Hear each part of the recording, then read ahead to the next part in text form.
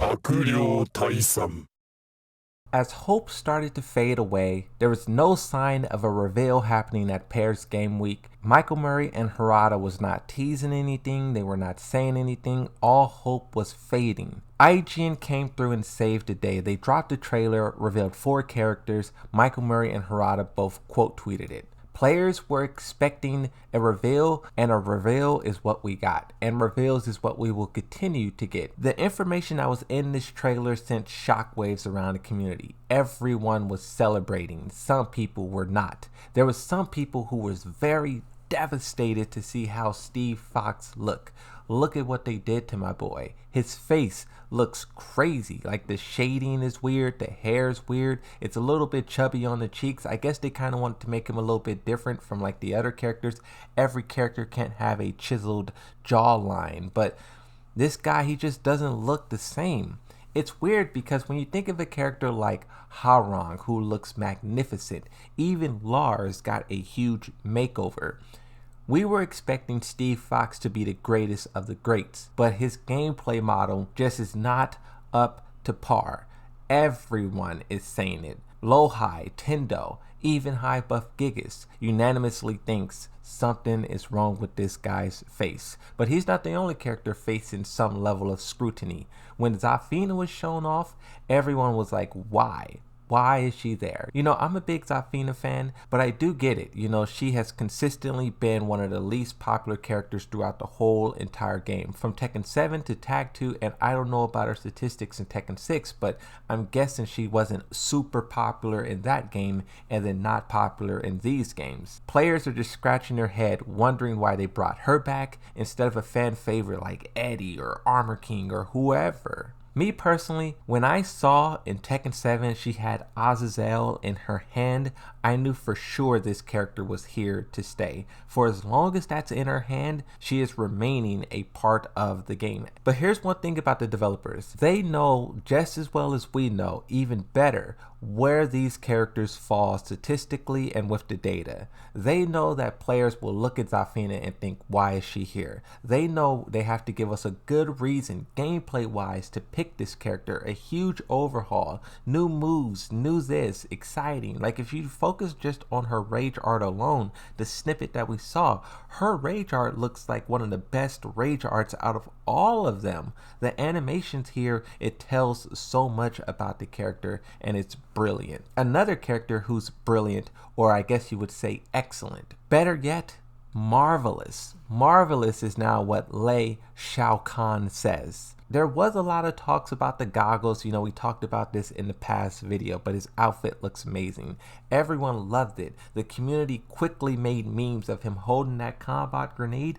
Boom, let's switch that out to an Ethernet cable. Fix your net code, scrub, right? And then they also have many other memes and stuff. It was really fun.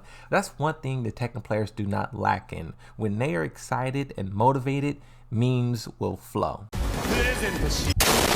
One thing that I do want to point out, a lot of people notice, myself included, that he has a submachine gun on his hip. Just judging based off the stock of it, this weapon that Lei Chaolan is using is based on the UMP-45, a very popular close quarter submachine gun. You often see it in movies and Call of Duty. It's very popular. Now, we don't know whether or not he will be using this weapon like Nina Williams shooting a pistol, but only time will tell. I do just want to note a couple more things before we start talking about new characters and trailers and this and that. Devil Jin. I will dedicate a full video to this guy, but I just have to point out, players noticed that Devil Jin, 1, has a tail, and 2, he is unchained. Never before have we seen Devil Jin in this way. A lot of players were also complaining about, why do we have 2 Devil Jins? We see Jin doing backflips, shooting lasers, and he's basically a Devil Jin now. So what is this guy gonna do?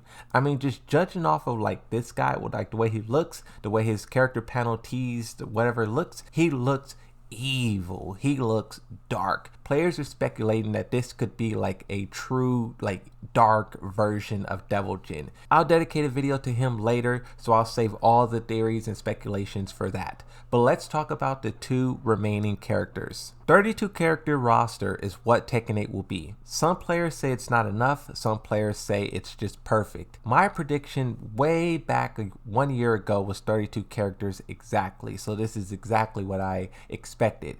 I wasn't expecting only 3 new characters. That is a shocker and also a head scratcher, but it makes sense. Tekken has so many iconic characters and a lot of them have huge stakes in the story, but also is super iconic, so you just gotta do it this way. But then also when you talk about DLC, you can bring in some fan favorites and also some new characters. But the 2 remaining ones, the first character will be revealed on November the 2nd. The second character, the last character, will be revealed on November the 12th. I do not know what event is taking place on November the 12th. From what I can tell, there's nothing there, so maybe they'll just drop the character trailer just randomly like IGN did. But for November 2nd, of course, this is tied to the Paris Game Week, and considering that it's in Paris, considering that we had a Paris stage teaser, we all know who this character is and who this character will be. Victor, we don't know the last name, but just going based off of the new character we already seen, Aquamarine, this character is fantastic. And at first people didn't like her. People saw the dancing, they saw the coffee, they seen her as a Lucky Chloe 2.0 and people were not happy. So the fact that they can basically recreate Lucky Chloe from scratch and then make it something that people like, you can only imagine what they're going to do with a character that people want. A QCQ, this is something that's been highly requested for a very long time. For those of you who don't know, QCQ is basically the fighting style of John Wick, or let's say a Metal Gear's Solid. That seems like what this character is going to be shaping up to be. Now November 12th, this character, of course, Mami Mishima. That character is going to blow the lid off of everything.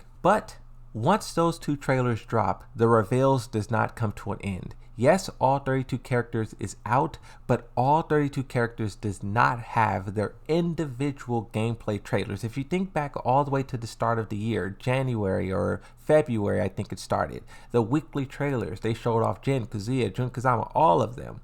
They're going to do that same thing again. The only question is when. I was talking with the live stream about how this can be done. One person did the math. There is currently 11 weeks until Tekken 8 comes out.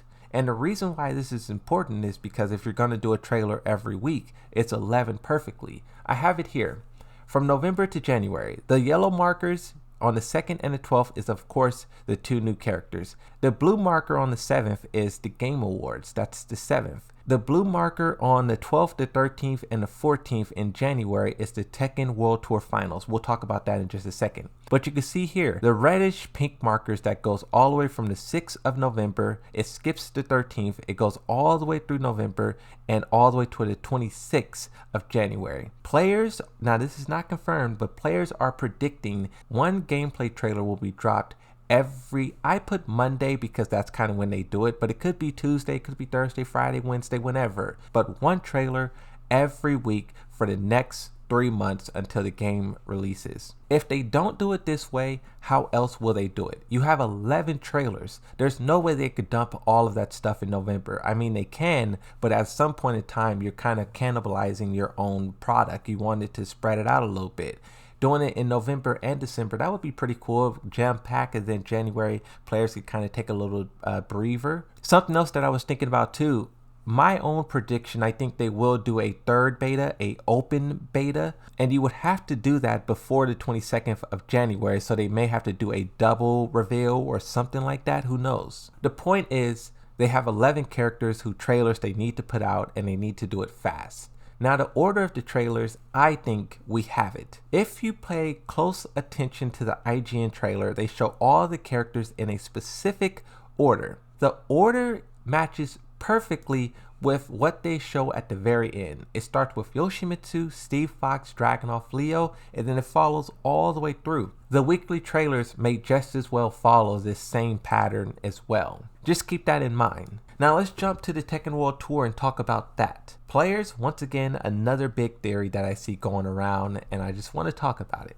Of course, they're going to do something massive at the Tekken World Tour Finals. They always do. And when you talk about it being the cap off to Tekken 7, the true end to Tekken, think about it. That will be the last time you see Tekken 7 like on a official tournament. Like, it's over after that. Tekken 7 is legendary for what it's done to the franchise. Say what you want, but this game did its job. It literally revitalized the whole entire Tekken franchise, and that cannot be understated. So they're gonna want to go out with a bang. Players are predicting that the first character will be teased or shown in January, and then you'll have a sort of official reveal of sorts at EVO Japan, and then Harada will walk on stage and say tomorrow, and then the character comes out. I think it's very likely if you just focus on what they did for Tekken 7. There's always a couple months space within the teaser and the gameplay, and it makes sense that they carry that same tradition.